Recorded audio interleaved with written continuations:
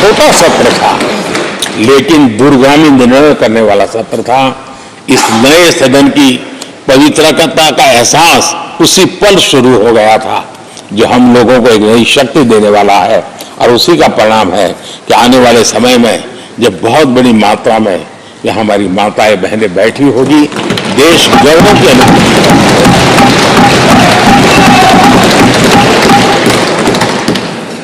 3 तलाक कितने उतार चढ़ाव से हमारी मुस्लिम बहनें इंतजार कर रही थी। अदालतों ने उनके पक्ष में निर्णय किए थे, लेकिन वो हक उनको प्राप्त नहीं हो रहा था। मजबूरियों से गुजारा करना पड़ रहा था। कोई प्रकट रूप से कहे, कोई अप्रकट रूप से कहे, लेकिन 3 तलाक से मुक्ति का बहुत महत्वपूर्ण और नारी शक्ति के सम्मान का काम 17वीं लोकसभा ने किया है। सभी मान्य सांसद, उनके विचार कुछ भी रहे हो, उनका निर्णय कुछ भी रहा हो, लेकिन कभी न कभी तो कहेंगे कि हाँ, इन बेटियों को न्याय देने का काम भी करने के लिए हम वहां मौजूद। पीढ़ियों से होता यह न्याय हमने पूरा किया है और वो बहनें हमें आशीर्वाद दे रही है। आदरणीय अध्यक्ष जी, आने वाले 25 वर्ष हमारे देश के लिए बहुत महत्वपूर्ण है। राजनीति की गहमागहमी अपनी जगह पे है, राजनीतिक क्षेत्र के लोगों की अपनी आशा आकांक्षा अपनी जगह पे है, लेकिन देश की अपेक्षा, देश की आकांक्षा, देश का सपना, देश का संकल्प ये बन चुका है। 25 साल वो है जो देश इच्छित परिणाम प्राप्त करके रहेगा।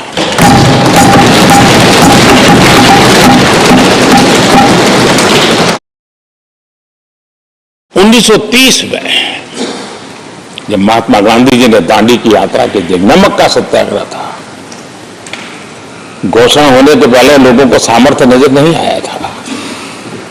चाहे स्वदेशी आंदोलन हो, चाहे सत्याग्रह की परंपरा हो, चाहे नमक का सत्याग्रह हो, उस समय तो घटनाएं छोटी लगती थी, लेकिन 1947 वो 25 साल का कालखंड, उसने देश के अंदर वो जज्बा पैदा कर दिया था। हर व्यक्ति के दिल में वो जज्बा पैदा कर दिया था कि अब तो आजाद होकर रहना है। मैं आज देख रहा हूं कि देश में वो जज्बा पैदा हुआ है। हर गली मोहल्ले में हर बच्चे के मुंह से निकला है कि 25 साल में हम विकसित भारत बना के, इसलिए 25 साल मेरी देश की युवा शक्ति के जो जुड़ भी नहीं पाएंगे और जीवित होंगे तो फल तो जो नहीं चाहता होगा कि 25 साल में देश विकसित भारत न बने। हर किसी का सपना है।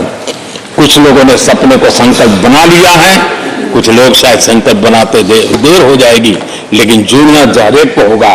और जो जुड़ भी नहीं पाएंगे और जीवित होंगे तो फल तो जरूर खाएंगे। ये मेरा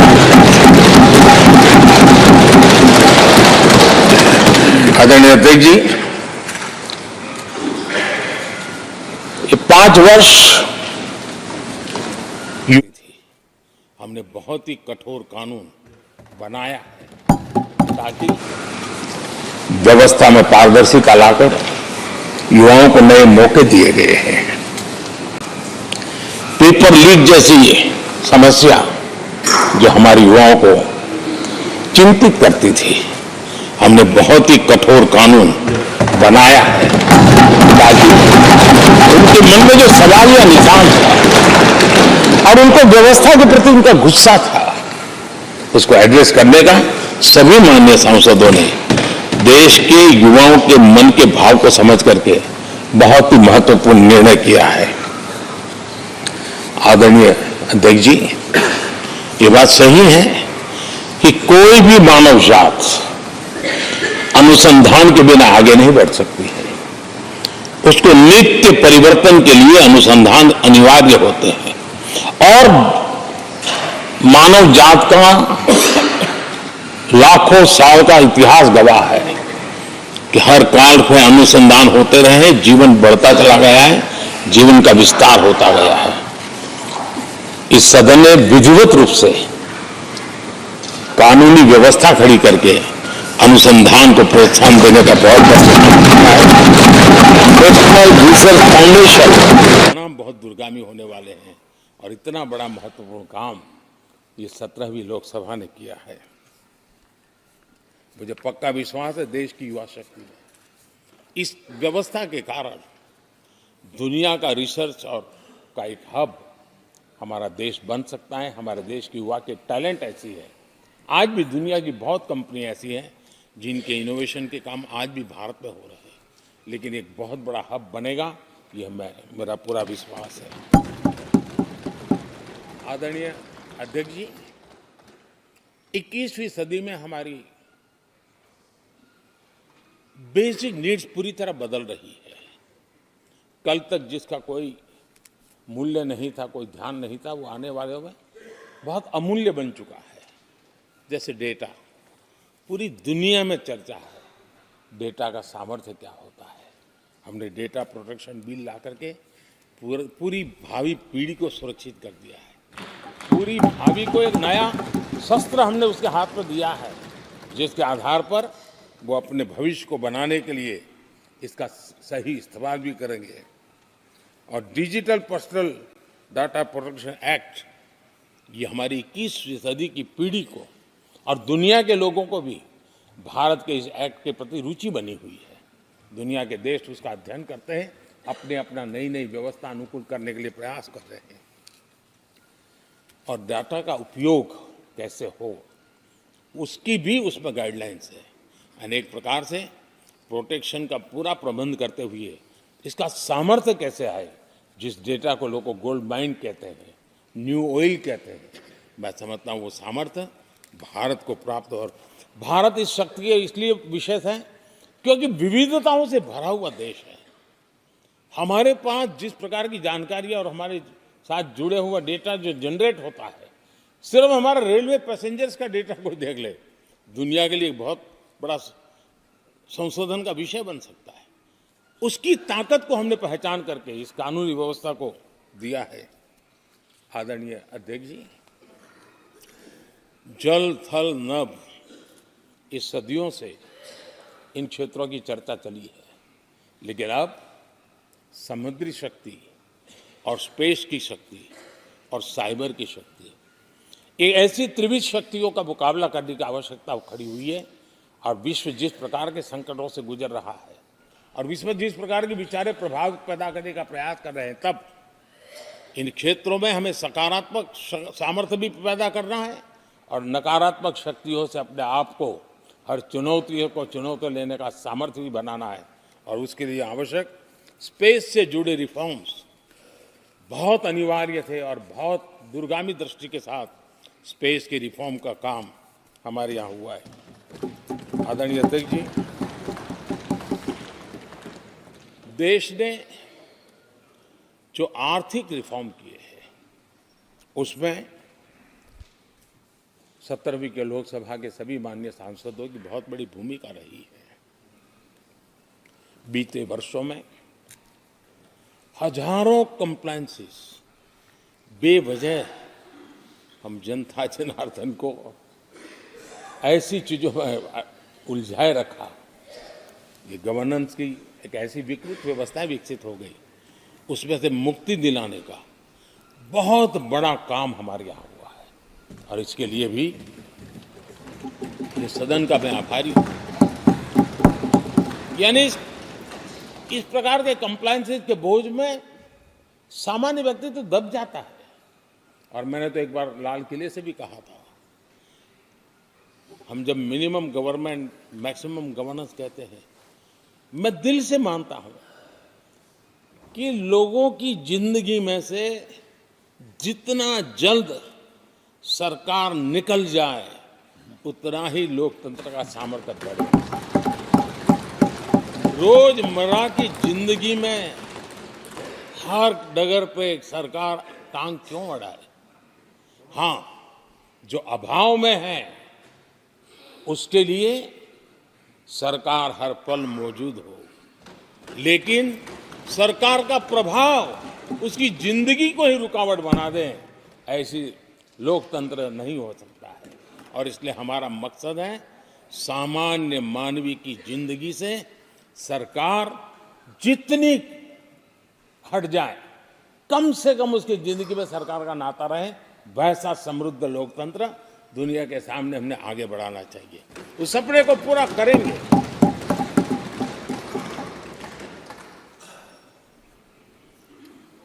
आदरणीय अध्यक्ष ji, companies act, limited liability partnership act, 60 से अधिक गैर जरूरी कानूनों को हमने हटाया है। ईज ऑफ डूइंग बिजनेस, इसके लिए ये बहुत बड़ी आवश्यकता थी, क्योंकि अब देश को आगे बढ़ना है तो बहुत सारी रुकावटों से बाहर आना पड़ेगा। हमारे कई कानून तो ऐसे थे, छोटी छोटे कारणों से जेल में भर दो बस। यहां तक कि फैक्ट्री है और उसके शौचालय को 6 महीने में एक बार अगर व्हाइट वॉश नहीं किया है तो उसके लिए जेल थी, वो कितनी बड़ी कंपनी का मालिक क्यों न हो।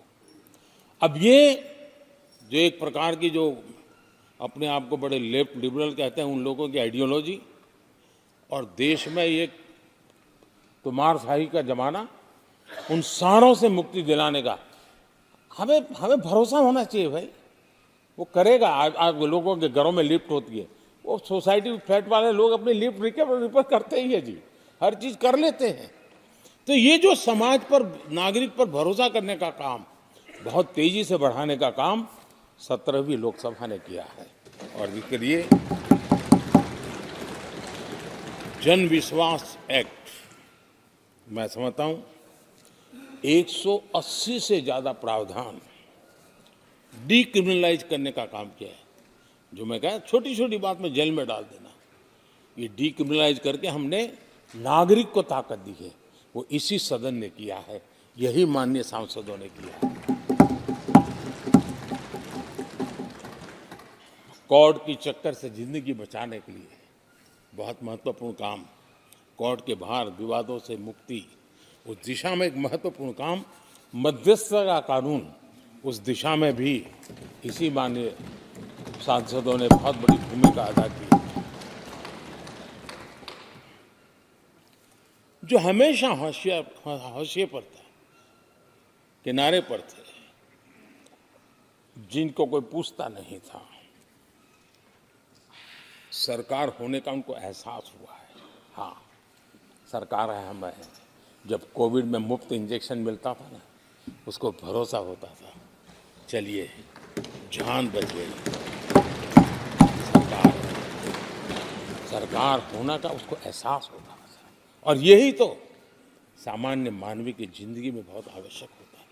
वो असहायता न अनुभव, अब क्या होगा, ये स्थिति पैदा नहीं होनी चाहिए। ट्रांसजेंडर समुदाय अपमानित महसूस करता था, और जब बार बार वो अपमानित होता था तो उसके अंदर भी विकृतियों की संभावनाएं बढ़ती रहती थी, और ऐसे विषयों से सब लोग दूर भागते थे। 17वीं लोकसभा के सभी माननीय सांसदों ने ट्रांसजेंडर्स के प्रति भी संवेदना जताई, और उनके जीवन में भी बेहतरीन जिंदगी बने। और आज दुनिया के अंदर जब भारत ने ट्रांसजेंडर के लिए किए हुए काम है, जो निर्णय किए हैं, इसकी चर्चा है दुनिया को बड़ा। जब हम कहते हैं ना, हमारे यहाँ इवन हमारे माता बहनों के लिए प्रेगनेंसी के लिए 26 वीक की डिलीवरी के समय की छुट्टी, दुनिया के समृद्ध देशों को भी आश्चर्य होता है। अच्छा, यानी ये प्रोग्रेसिव निर्णय यहीं पर हुए हैं, इसी 17वीं लोकसभा में हुए हैं। हमने ट्रांसजेंडर को एक पहचान दी है।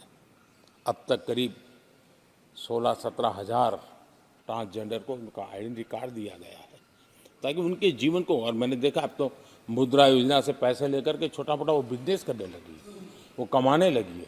पद्मा अवार्ड हमने ट्रांसजेंडर को दिया है, एक सम्मान की जिंदगी जीने के लिए। सरकार से जुड़ी अनेक योजनाओं का लाभ जो अब तक उनको मिलता नहीं था, मिलना प्रारंभ हुआ है। वो सम्मानीय जिंदगी आदरणीय अध्यक्ष जी, बहुत विकट काल में हमारा समय गया, क्योंकि 1.5-2 साल कोविड ने हमारे पर बहुत बड़ा दबाव डाला। लेकिन उसके बावजूद भी 17वीं लोकसभा देश के लिए बहुत उपकारक रही है, बहुत अच्छे काम किए हैं। लेकिन उस समय हमने कई साथियों को भी खो दिया है। हो सकता है अगर आज वो हमारे बीच होते तो आज इस विदाई समारोह में मौजूद होते, लेकिन बीच में ही कोविड के कारण हमें अपने बहुत होनहार साथियों को खोना पड़ा। उसका दुख हमेशा हमेशा हमारे रहेंगे। आदरणीय अध्यक्ष जी, 17वीं लोकसभा का अंतिम सत्र और अंतिम आवर ही समझ लीजिए है।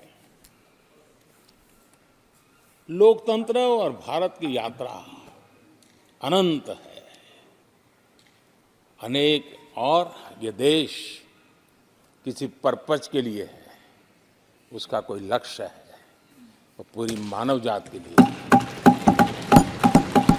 चाहे श्री अरविंदो ने देखा हो, चाहे स्वामी विवेकानंद जी ने देखा, लेकिन आज उन शब्दों में, उस विजन में सामर्थ्य था, वो हम आंखों के सामने देख पा रहे हैं। दुनिया जिस प्रकार से भारत के महात्म्य को स्वीकार कर रही है, भारत के सामर्थ्य को स्वीकारने लगी है, और उसको, उस यात्रा को हमें और शक्ति के साथ आगे बढ़ाना है।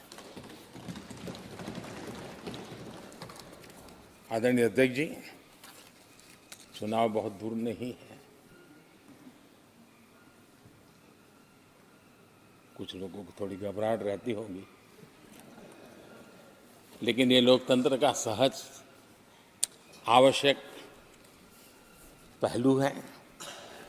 हम सब उसको गर्व से स्वीकार करते हैं, और मुझे विश्वास है कि हमारे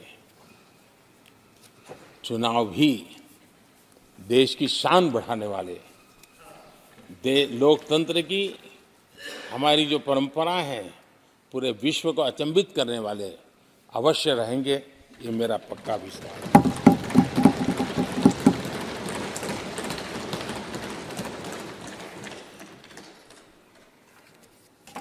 आदरणीय अध्यक्ष जी, मैं सभी माननीय सांसदों का जो सहयोग मिला है, जो निर्णय हम कर पाए हैं, और कभी कभी हमले भी इतने मज़ेदार हुए हैं कि हमारे भीतर की शक्ति भी खिल करके निकली है। और मेरा तो परमात्मा की कृपा रही है कि मुझे जब चुनौती आती है तो ज़रा और आनंद आता है। हर चुनौती को हम सामना कर पाए हैं, बड़े आत्मविश्वास और विश्वास के साथ हम चले हैं। आज राम मंदिर को लेकर के इस सदन ने जो प्रस्ताव पारित किया है, वे देश की भावी पीढ़ी को इस देश के मूल्यों पर गर्व करने की संवैधानिक शक्ति देगा।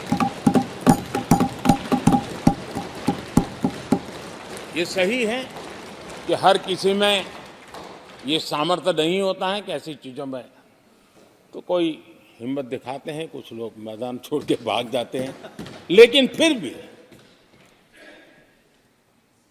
भविष्य के रिकॉर्ड को देखेंगे तो आज जो व्याख्यान वो हुए हैं, जो बातें रखी गई हैं, उसमें संवेदना भी है, संकल्प भी है, सहानुभूति भी है, और सबका साथ सबका विकास के मंत्र को आगे बढ़ाने का उसमें तत्व भी है। यह देश बुरे दिन कितने ही क्यों न गए हो, हम भावी पीढ़ी के लिए कुछ न कुछ अच्छा करते रहेंगे। ये सदन हमें वो प्रेरणा देता रहेगा, और हम सामूहिक संकल्प से, सामूहिक शक्ति से उत्तम से उत्तम परिणाम भारत की नौजवान पीढ़ी की आशा आकांक्षा के अनुसार करते रहेंगे। इसी विश्वास के साथ फिर एक बार आपका आभार प्रकट करता हूँ, सभी माननीय सांसदों का आभार प्रकट करता हूँ। बहुत बहुत धन्यवाद।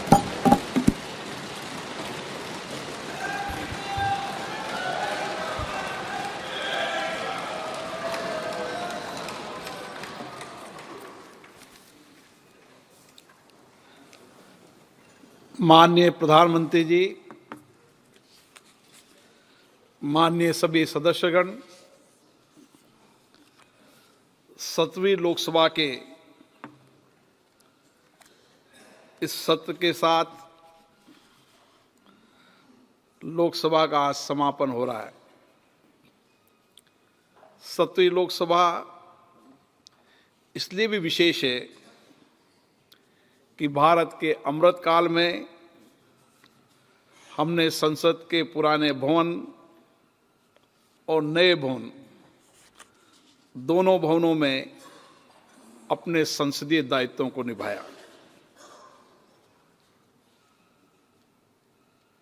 यह अवसर हमें मिला, यह अवसर भी हमारी जिंदगी में हमेशा अविस्मरणीय रहेगा।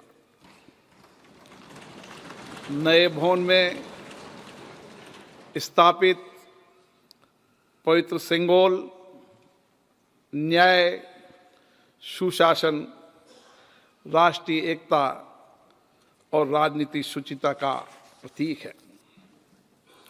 हमारे महान लोकतंत्र की इस उच्चतम संस्था के पीठासीन अधिकारी के रूप में आप सबके सहयोग से,